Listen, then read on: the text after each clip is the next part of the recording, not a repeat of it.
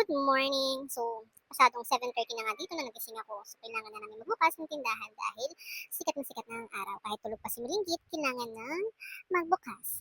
Wala tayong magagawa kundi magbukas ng tindahan kahit gusto mo pang humilata at ilapat ang iyong likod sa higaan na hindi pwede. Dahil meron ka ng binubuhay na malinggit na kailangan nating pag-aralin. Pag-aralin agad. Grabe, 7:30 pa lang pero sobrang init na. Ngayon nga lang nakikita ko tong bahay ko, sobrang kalat. Ang daming hugasin, ang daming lipitin, at ang daming labahin. Iba talaga pag nanay, di ba? O siya, natulog ulit to pagkatapos gumising. So, simulan na ang ating task bilang isang nanay ang maghugas ng pinggan, ng mga pinagamitan, at paulit-ulit na paghuhugas. O lang magbabago. Ayan ang trabaho natin. Maglinis, maghugas, maglaba, mag-alaga. O di ba? Nani lang kami. Pero ay ang gawain namin, di ba?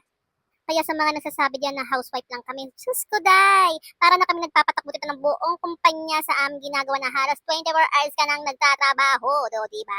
Bukod sa gawain mo na lahat sa bahay, ay syempre mag-aalaga ka pa ng maliit. Paano na lang kaya yung nanay ko na nag-alaga ng 7 anak, ito pa nga lang isa ay hindi na ako magkaundagaga. Para ka na nga lang mababalo dito at kakausapin mo na ng sarili mo dahil kaugali mo rin ang anak mo, o di ba? Nasa na lahat ng toyo ko, pati kadramahan ko sa buhay.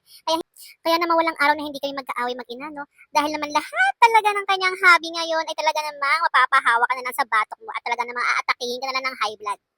At ito na nga, tinapon ko muna ang aking anak doon sa kanyang lola para naman makapagtinda ako at makapag-business kami kahit papano, di ba? Ito na nga pala ang aking munting tindahan na kahit papano ay nag-expand na. O sa mga nakanood ng una kong vlog, ay hindi na ako nagbubuhat ng estante araw-araw, o di ba? Kasi naman magkakamasa na tayo niyan. So inopen ko nga pala itong lutuan ko para ang aking mga display ay nandito na. So, may improvement na tayo.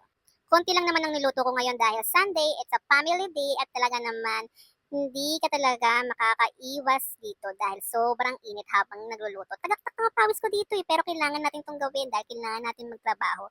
Dahil kailangan natin kumita ng pera para sa ating mga bills. Kailangan natin magbayad ng kuryente, tubig, bahay, lahat na lang dahil may gatas, diaper pa tayong kailangan bilhin dahil nag-uumpisa pa lang tayo bilang isang nanay. Kaya kailangan natin habaan ang ating pasyensya sa mga gantong bagay.